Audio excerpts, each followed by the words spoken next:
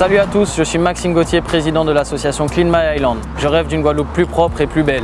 Aujourd'hui, on va s'intéresser à la voiture électrique à bord de la e-Up avec Damien Bilbou. D'ailleurs, on va aller lui poser quelques questions.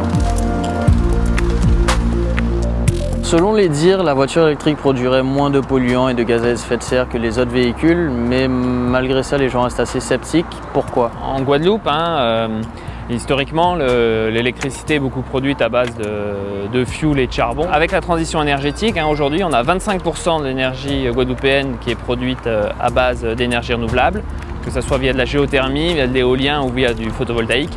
Et donc au global, aujourd'hui, il est quand même plus intéressant en fait, d'utiliser une voiture électrique que d'utiliser une voiture classique. Donc si on comprend bien, on aurait une production d'énergie plus vertueuse au jour d'aujourd'hui que par le passé. Globalement, ça va devenir de plus en plus vertueux.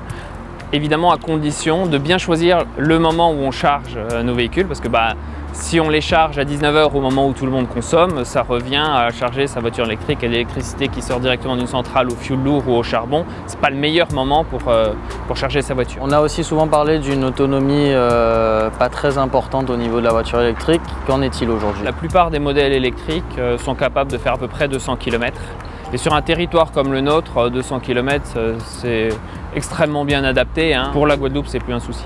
Aujourd'hui, la voiture électrique n'est pas 100% écologique, mais elle est potentiellement la plus vertueuse. Les transitions et les avancées d'une telle ampleur ne se font pas du jour au lendemain, et nous surveillons tout cela très attentivement.